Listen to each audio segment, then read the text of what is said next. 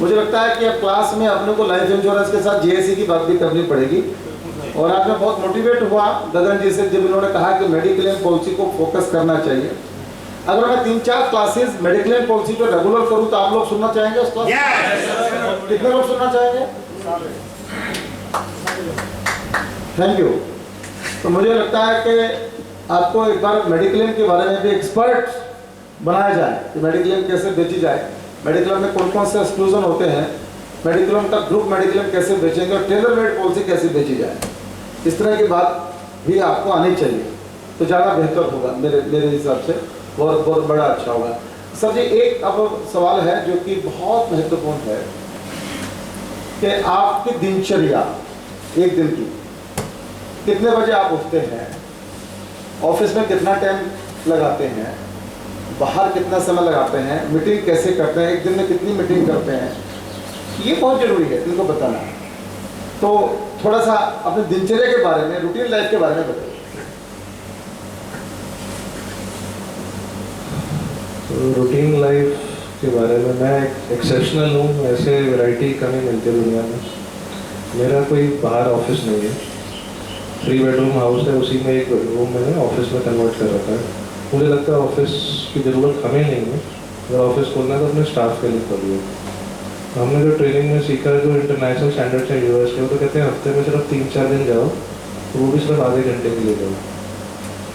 आपका बिजनेस तो ऑफिस में बैठ के मिलेगा नहीं, तो सारी मीटिंग्स क्लाइंट्स के ऑफिस में या घर में बाहर होनी चाहिए। तो मैं तो क्लब्स में मिलता हूँ, मेरा ऑफिस 5 स्टार होटल है, डिस्कोथेक है, गोल्फ क्लब है, हेल्थ क्लब है, चाहे बकवास लगती है वहाँ पे, लेकिन जाके स्टीम बात ले रहे होते हैं, वहाँ पे दोस्ती होती है हमारी। तो मेरे ऑफिस तो 15-20 हैं, जगह जगह खुले हुए हैं। घर में ही ऑफिस है, 1 मैन आर्मी है, एक बंदा रखा हुआ है असिस्टेंट जो प्रीमियम हैंडल करता है। पॉलिसी 15 बेचनी है तो कौन सर बुराई करेगा? समझ रहे हैं बात को? बाहर निकलना, अपनी हॉबी भी कंप्लीट करना, स्टीम बात लेना, डिस्को में जाके नाचना, और कुछ बातें ऐसी जो बता नहीं रहेंगे, जो मैं जानता हूँ वो बातें शेयर नहीं की जा सकती कि कैमरे का डर लग रहा है। तो सच्ची बात यह है कि हमारा जो धंधा है वो मस्ती का है। हमारा धंधा कहाँ? 5 स्टार होटल, जहाँ बड़े लोग आते हैं, मर्सिडीज वाले आते हैं, पोर्श वाले आते हैं, उनके पास जाके हमारी प्रॉब्लम यही है कि हम 5 स्टार होटल में घुसने में डरते हैं कि हमको गेट कीपर पकड़ ना ले। मैं डर गया। अभी मैंने प्रेस कॉन्फ्रेंस की चेतना की, आप सुन के आपको अच्छा लगेगा। तो मुझे भी अपनी हाइट का नहीं पता था कि मैं राजेश इतना बड़ा आदमी हो गया है। मुझे उसमें एहसास हुआ कि मैं कितना बड़ा हो चुका हूँ। 40 हिंदुस्तान के टॉप न्यूज़पेपर और चैनल राजेश चेतन को सुनने के लिए बैठे थे क्राउन प्लाजा होटल में।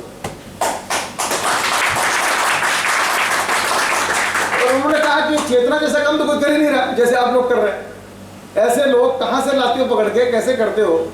और इस पर जो सेमिनार हो रहा है जिसके अंदर दिनेश कुमार जी आ रहे हैं, देश के बड़े कॉर्पोरेट ट्रेनर, हो सकता है कि बड़े बड़े चैनल लाइव करें उस कार्यक्रम को। वहां तक मैंने चेतना को पहुंचा दिया। तो कुछ भी इम्पॉसिबल नहीं है।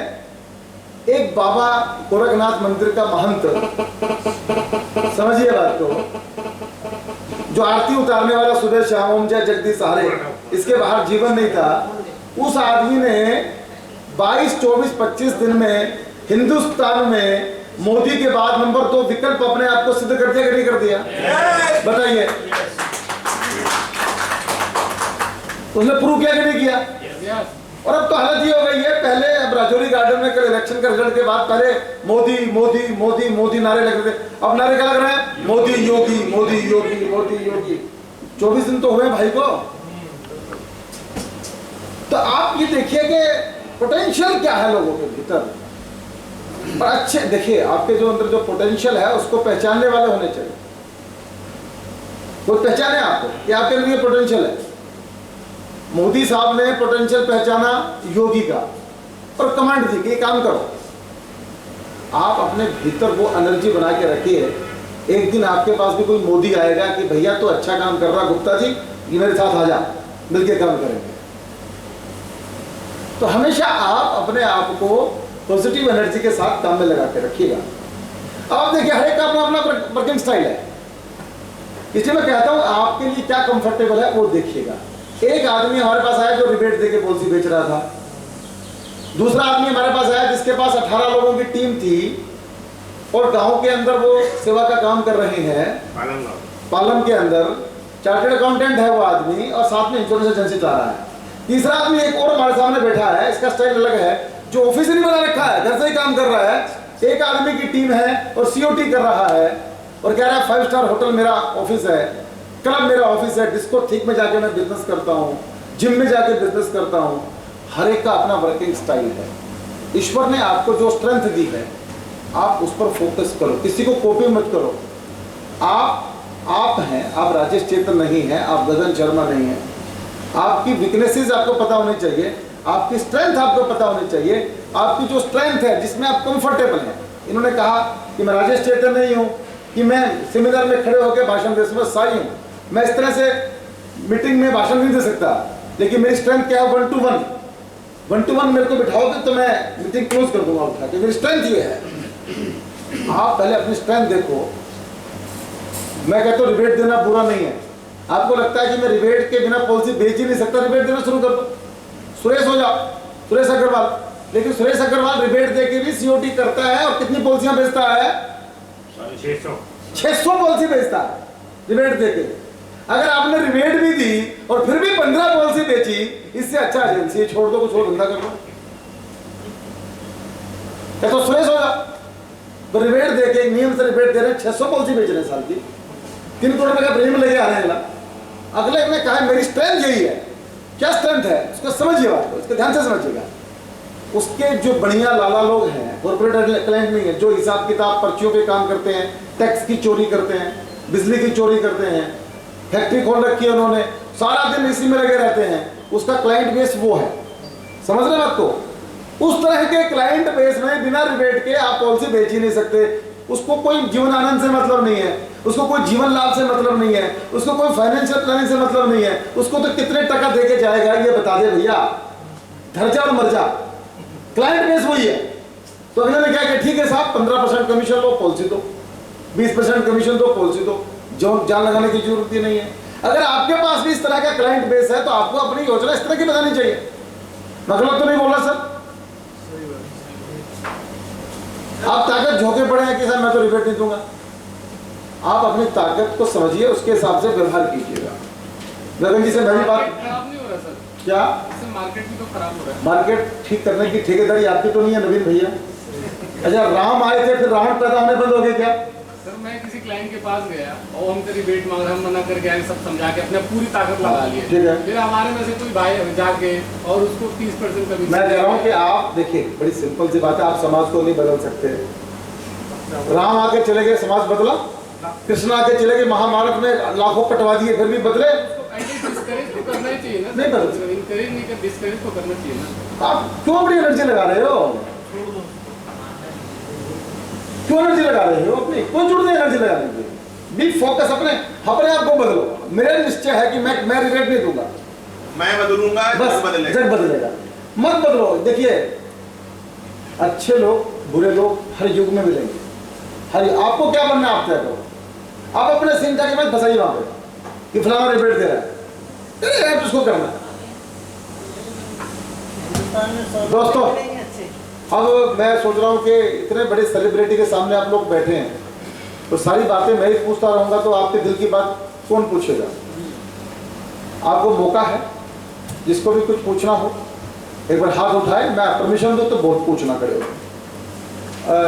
चलिए भवनवीर जी पूछिए, वहीं से खड़े होकर बोलो। आपने जैसा अभी बताया था कि आपने एनजे से रिक्वेस्ट की, उन्होंने पॉलिसी डिजाइन करवा दी थी, क्या आपकी एनजे के साथ लाइफ इंश्योरेंस की एजेंसी है?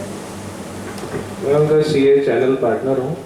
मेरी मदर को मैंने 15 दिन की ब्रोकरशिप लाइसेंस ट्रेनिंग दिला के एग्जाम दे के उनका ऑफिशियल सीआई चैनल है। उसमें सारे इससे मुझे क्या फ़ायदा होता है कि वो 90% कमीशन देते हैं, 80% मुझे देते हैं, बाकी वो खुद अपने एडमिनिस्ट्रेशन चार्जेस रखते हैं। लेकिन आप सीईओ सीएमडी 25 इंश्योरेंस कंपनियों पे नहीं पहुंच सकते, या तो 100% वही काम कर रहे हो, वो भी 1-2 कंपनी में आप अपना रिलेशन बना सकते हो। मुझे वहाँ से लाइफ इंश्योरेंस की 40 कंपनियाँ, जनरल की 20-25, मेडिक्लेम की 10, सारी की सारी, और जोनल मैनेजर, कंट्री हेड सब 1 मिनट में एक एक्सेस पे मिल जाते हैं। इसलिए मैं वो बिजनेस कर पाया, नहीं तो मैं नहीं कर पाता अकेले, छोड़ देता हूँ बिजनेस। बहुत अच्छा, बैठिए। और कोई आप पूछिए विकास, क्या पूछना चाहते हो? जब भी जाते हैं कोई बेसिकली एलआईसी की, आप क्लाइंट से क्या बात करते हैं, कैसे करते हैं, स्टार्टिंग कैसे करते हैं, मतलब कैसे उसको करते हैं, कन्विंस वाले की थोड़ा सा उसका शॉर्ट में मतलब how to convince your client, आपका क्या स्टाइल है करने का? जैसे कि अभी आपको पहले ही बताया कि मैंने LIC पॉलिसी बेचना छोड़ दिया है और मैं फाइनेंशियल प्लानिंग करता हूँ, उसके अंदर से निकाल लेता हूँ कि जी ये LIC लेनी है, ये मेडिक्लेम लेनी है, ये पर्सनल एक्सीडेंट लेनी है, क्रिटिकल इलनेस लेनी है, ये इन्वेस्टमेंट लेनी है, ये प्रॉपर्टी लेनी है, ये बिल बनानी है, मैं सब कुछ करता हूँ। वो ठीक है। When you start the topic LIC, no LIC financial planning. बैठिए। हाँ सुनीता। सर, जो दुबई में आप ऑफिस खोल रहे हैं उसमें आप क्या काम करने जा रहे हैं? Like what is your prime focus for that office? Initially तो वो लाइफ इंश्योरेंस और म्यूचुअल फंड्स के लिए था, और अब जैसे जैसे मेरे CA एक पार्टनर भी बन गए हैं और एक एम्प्लॉय भी, तो हम लोग इनकम टैक्स प्लानिंग और private equity funding, venture capitalist, जिसमें इंडिया को पैसा चाहिए होगा तो शेख लोगों का पैसा इंडिया में लगवाएंगे। सर, इनकम टैक्स प्लानिंग जैसे दुबई में तो टैक्स फाइल होता नहीं है, तो वो कैसे होगी? सबकी डीम्ड इनकम होती है, इंडिया में उनके पास प्रॉपर्टीज है, उनकी ऑलरेडी इनकम इंडिया में चल रही है, तो वो क्लब होती है, तो यहाँ पे भी उनकी फाइल चल रही है NRI स्टेटस में, वो प्लानिंग करते हैं। सर, ठीक है, एक क्वेश्चन, 2 क्वेश्चन और है। सर, आप जैसे कंपनीज, आप बड़े बड़े कंपनीज में जाते हैं, तो आपके ग्रेच्युटी और सुपर एनुएशन भी वहाँ कभी किया है आपने LIC का? तो ये बताना मिस कर गया जी कि सर। मैंने जैसे बताया था कि मेरे फादर के फ्रेंड उस समय ZTC में थे, तो उन्होंने वो ज्ञान दिया था। तो 95 में ग्रुप ग्रेजुएटी सुपर एनुएशन EDL आई, रेनबैक्सी कंपनी का नाम सुना होगा जो सन फार्मा ने खरीद ली। तो 95 में रेनबैक्सी का रेनबैक्सी का जॉइंट वेंचर था, उसका सुपर एनुएशन ग्रेजुएटी मेरे फादर ने करी थी, और उन्होंने यही सिखाया था कि बेटा इसके थ्रू एंटर करना। हमने चेतन कजारिया, ऋषि कजारिया का भी इंश्योरेंस करा हुआ है, और वो भी उसी वजह से करा हुआ है, और उसमें सिर्फ 1 लाख रुपये कमीशन है, और 6 महीने धक्के खाने पड़ते हैं, और कई बार काम नहीं भी होता। लेकिन आपकी एंट्री से आप मिलोगे किससे? MD, chairman, CFO, finance head, वो चाहे वो सुपरविजन ना ले, लेकिन वो आपके फिर क्लाइंट बन जाते हैं, जिनकी पैकेज 1 करोड़ से 5 करोड़ है। तो सर, फाइनेंशियल प्लानिंग में हमारा ये इंक्लूडेड रहता है ऑप्शन भी, gratuity superannuation, still you are doing this और? ये सिर्फ एंट्री है, घंटी बजाने का रास्ता है। हाँ जी। सर, तीसरा क्वेश्चन पर्सनल है। सर, आपकी कौन सी गाड़ी है इस समय? इंडिया में ना माहौल नहीं है। मैं 2014 में Audi, BMW कैश डाउन ले सकता था, लेकिन मैंने अंडर कटिंग करके, वो भी होंडा सिटी है, मैं ज़्यादा दिखा नहीं सकता। शायद मैं बाहर सेटल हो जाऊँ तो फैंटम और वो सब बड़ी गाड़ियाँ लूँगा जो मेरे शौक है। Thank you so much. Sir, आपने बताया कि हमने 35 करोड़ का लोन दिलवाया है क्लाइंट को। लोन नहीं होगा, हैं? Venture capital. यानी फंडिंग होती है, शेयर IPO इशू जो आते हैं, तो सीरीज ए फंडिंग होती है कि स्टार्टअप 2-3 साल हो गए, अब उनको बड़ा ऑफिस बेस बनाना है, तो वो डाइल्यूट करते हैं अपने शेयर होल्डिंग, वो करा, लोन नहीं दिलवाया। क्या सवाल है आपका?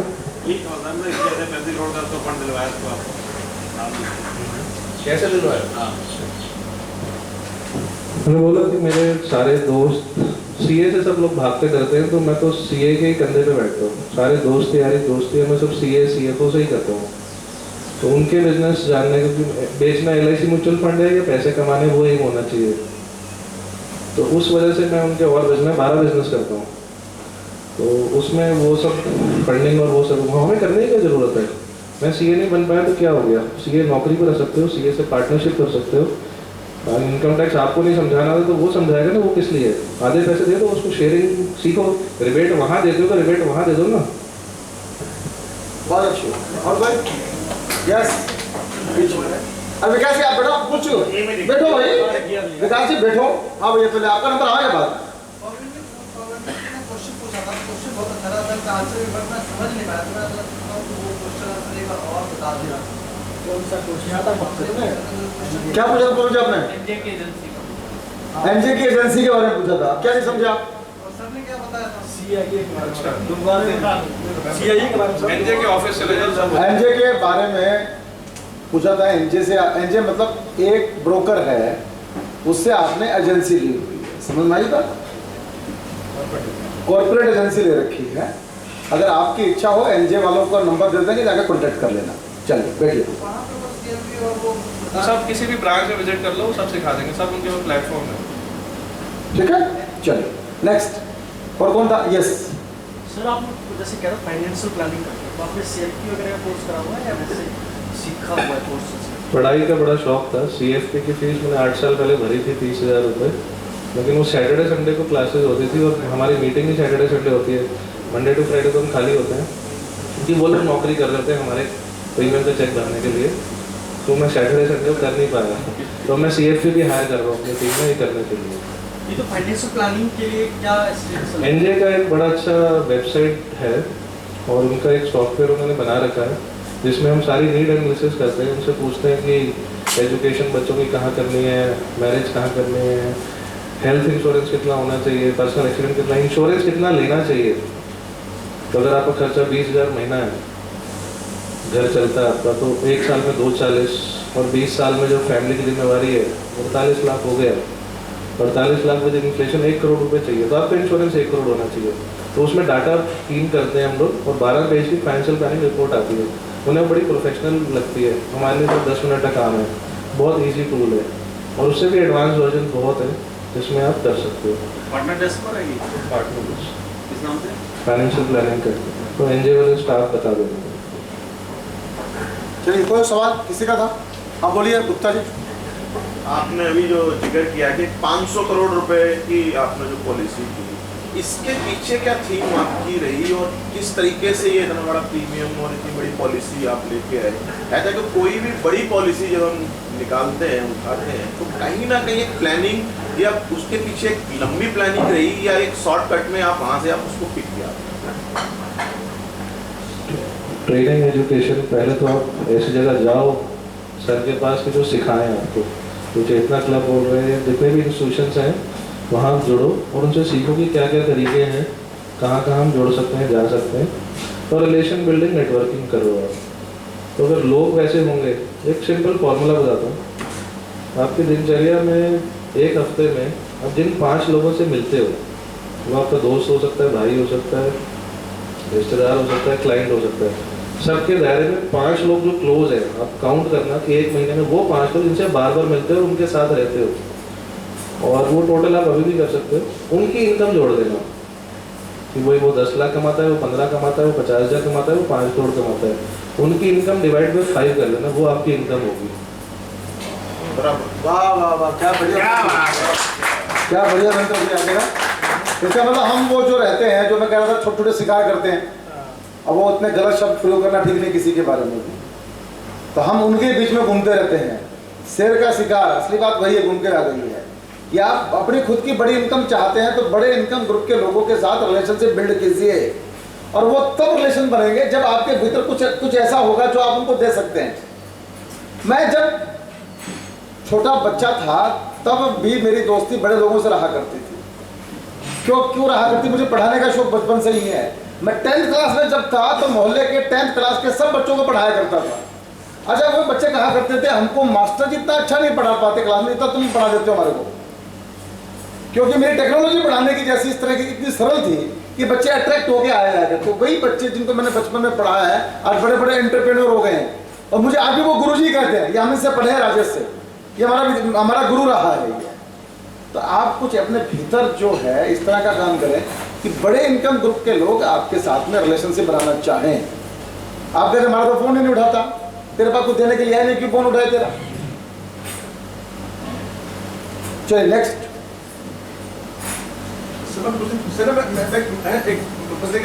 टच में आया था तो उसमें बात मैंने की थी उस जान से मैंने, तो he told me कि he is a CA and he is one of the director in a very big company and he is having a salary package of 5 crore rupees per annum। उसका package है। तो मेरे को ये बस ये tension mind में 2 दिन से चल रही थी कि if I will get the appointment with that big person, उसमें हमने क्या बात जो बंदा 5 करोड़ रुपए कमा रहा है साल का सैलरी, CA भी है वो, सामने में बैठ जाएगा टेबल पे, तो उससे क्या बात करूं, क्या करूं, मैं कुछ समझ नहीं आ रहा। मेरे को फोन मैं इसका उत्तर मैं देता हूँ, इनके बदले मैं देता हूँ। फ्री स्टाइल में मीटिंग करो, टेंशन में मत जाओ कभी भी। हमारे हिंदुस्तानी की प्रॉब्लम क्या है कि हम पहले इतना टेंशन में आ जाते हैं, 95% हिंदुस्तानियों की सुहागरात खराब होती है।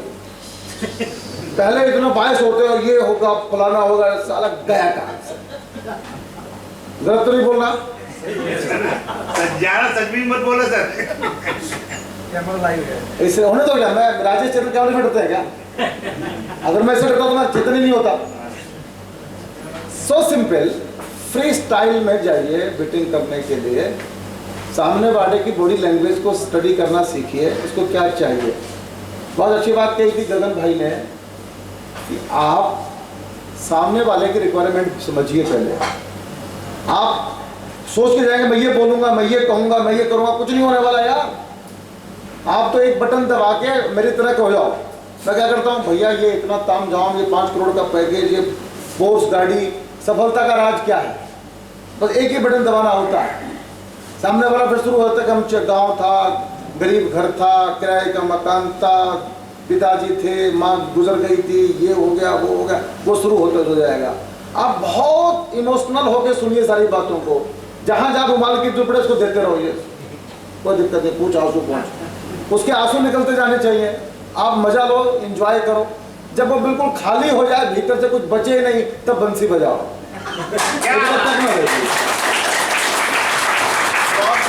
इससे अच्छी टेक्नोलॉजी दुनिया में कोई है ही नहीं। इसलिए हम जाते हैं इंश्योरेंस की बात, और जीवन के साथ भी और जीवन के बाद भी, फलाना भी। अरे उसको कोई लेना देना नहीं तुम्हारे जीवन के साथ भी। समझिए बात को, उसको भीतर से फूटने दो, झरने को बहने दो। जब झरना बहेगा तो पानी आपको भी मिलेगा कि नहीं मिलेगा? तो झरना फूटेगा कैसे, उसको फोड़ना सीख लो। आगे बात समझ में? सर यही चीज है, बस एक बार इनका वो आइडिया ये अरे आपसे सुनना चाहते हैं, हमारी बात का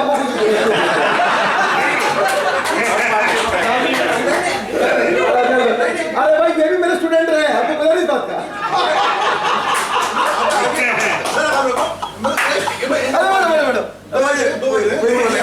आपका आइडिया लिया, चाचा बैठ जा। तो 5 करोड़ सैलरी पैकेज है, तो उससे आपने उसकी ग्रोथ विजन पूछना, सर आगे क्या सोचा है आपने, आगे कैरियर क्या है, 5 करोड़ से 10 करोड़ पैकेज कैसे पहुंच सकते हैं, आगे आप एकेडमी खोलने वाले हैं, लेक्चरर बनने वाले हैं, आपके एनजीओ क्या चलाते हैं, आपके विजन क्या है, कोई ट्रस्ट बना रखी है या नहीं बना रखी, समाज के लिए क्या करेंगे, फैमिली के लिए तो आपने बहुत जोड़ रखा है। आपको कुछ हो जाए तो आपको बीमे की तो